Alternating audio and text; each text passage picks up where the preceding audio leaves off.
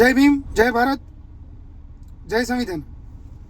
હવે આ જે વિડીયો છે એ વિડીયો જુનાગઢ પોલીસ માટે બનાવું છું. આ વિડીયોને બને એટલો શેર કરો જેથી કરી આ વિડીયો જુનાગઢ પોલીસ સુધી પહોંચે અને યોગ્ય પગલાં લેવામાં આવે. હવે આ એક જુનાગઢનો સાગર દેવી પૂજક, જેનો વિડીયો મેં આજથી લગભગ 2 કે 3 મહિના પહેલાં બનાવ્યો હતો, જેમાં આ ભાઈએ ગેરકાયદેસર રીતે બીજા કોઈના નામનો ઓર્ડર નામદાર કોર્ટે કર્યો હતો અને આ ભાઈએ પોલીસ હારે સાંઠગાંઠ કરી અને 2-5 હજાર રૂપિયા ખવડાવી અને પોતે ગાડીનો કબજો મેળવી લીધો હતો, બરાબર. અને આ વ્યક્તિ જે છે એ વારંવાર ગુના કરે છે અને વારંવાર પોલીસના ચોપડે આનું નામ ચડતું હોય છે, જેની આ અમુક જે ડિટેલ છે એ જે ઓનલાઈન એફઆઈઆર જે છે એની ડિટેલ અહીંયા મૂકું છું.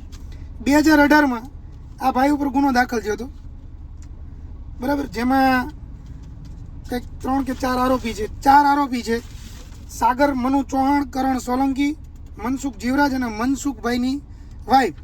હવે આ ચારે ભેગા થઈ અને એક ભાઈ હારે કંઈક મારામારી કરી હતી, જેમાં સાગરે આ ભાઈ જે છે પીડિત જે ફરિયાદી એને કમરના કંઈક નીચેના ભાગે છરી મારી દીધી હતી, જેમાં ફરિયાદ થઈ હતી. આ જે ફરિયાદ છે એ 2018ની ફરિયાદ છે. એ પછી 2021માં બીજી ફરિયાદ થઈ, જેમાં આ ભાઈ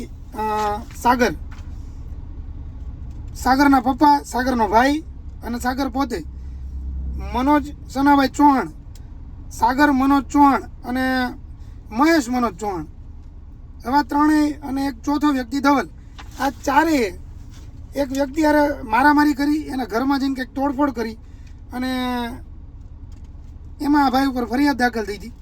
હવે આ જે ફરિયાદ થઈ એ ફરિયાદ થોડીક રસ લેવા જેવી છે, એટલા માટે કે જે પહેલી ફરિયાદમાં જે કરણ સોલંકી હતો એ કરણ સોલંકી આ ફરિયાદ કરી છે. આમાં જે ફરિયાદી જે છે એ કરણ સોલંકી છે અને આ ભાઈએ કરણ સોલંકીએ એમાં એવું લખાયું છે કે બનાવની હકીકતમાં એવું લખાયું છે કે કરણની નાની બેન હારે આ ભાઈએ પ્રેમ લગ્ન કર્યા છે. કોણે?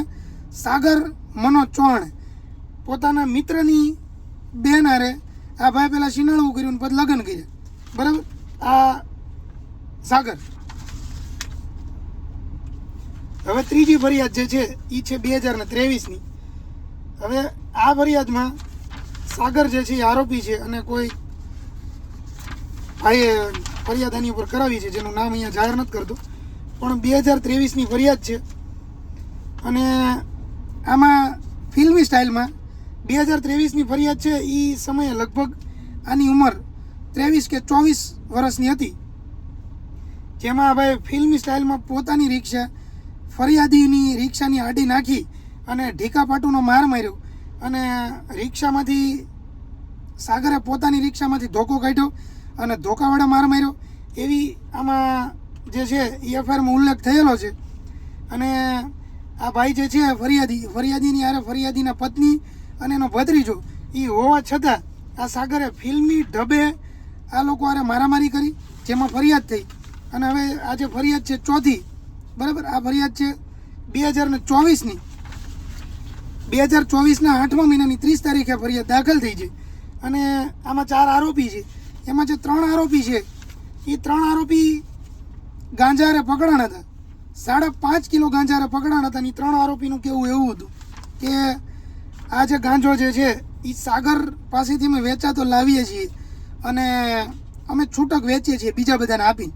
એટલે આ સાગર મનોજ ચૌહાણ, સાગર દેવી પૂજક, જે આટલા ગંભીર ગુનામાં સંડોવાયેલો હોય અને અવારનવાર 1-2 વર્ષે ને 1-2 વર્ષે આવા ગુના આચરતો હોય અને છતાં ખુલ્લેઆમ ફરતો હોય. હમણાં દેવી પૂજક સમાજે જે રેલી કાઢી હતી એમાં આની લાગણી દુભાણી હતી, એટલે આ ભાઈ એમાં રેલીમાં ગયો હતો. પણ રેલીમાં ગયા પછી જે ભાઈ માટે રેલી કાઢી હતી મનસુખભાઈ રાઠોડ, એના ઘર સુધી આ ભાઈ કંઈક ત્યાં મારવા ગયો હતો અને વિડીયો વાયરલ કર્યો હતો, જેના વિડીયો ઇન્સ્ટાગ્રામમાં અને સોશિયલ મીડિયામાં અવેલેબલ છે. અને પોતે એમ કહે છે કે અમે ત્યાં મારવા ગયા હતા પણ ત્યાં સિક્યોરિટી હતી અને પોલીસ બંદોબસ્ત બેઠાડ્યો હતો, નહીંતર અમે તને દેખાડે. અને એમ છતાં આ વ્યક્તિ ખુલ્લેઆમ ફરે છે અને ગુના આચરે છે. તો જુનાગઢ પોલીસને મારી એવી વિનંતી છે કે આવા જે વ્યક્તિ હોય, આટલા બધા ગુના હોય તો એને તડીપાર અથવા તો પાસા કરવા જોઈએ. આવા વ્યક્તિને ખુલ્લેઆમ ફરવા દેવા ન જોઈએ.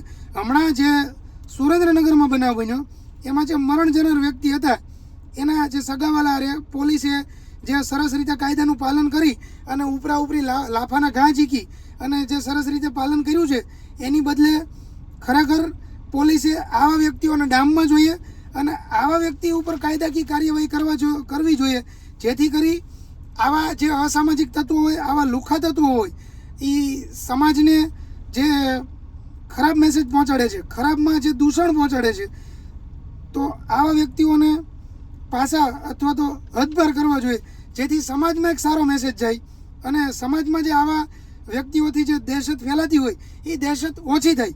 જેથી કરી આ બધી જ ડિટેલ હું જુનાગઢ પોલીસને આજે મેલ કરું છું, શેર કરું છું, જેથી કરી જુનાગઢ પોલીસ કડકમાં કડક કાર્યવાહી કરે અને આવા લુખ્ખા, હરામખોર, આડોળ અને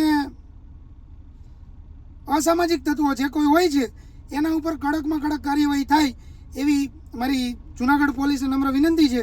અને જે કોઈ માણસો વિડીયો જોવે છે એને બને એટલો વિડીયો શેર કરો, જેથી કરી જુનાગઢ પોલીસ સુધી આ વિડીયો પહોંચે અને આ જે સાગર જેવા જે આરોપીઓ હોય એની ઉપર કડકમાં કડક પગલાં લેવાય.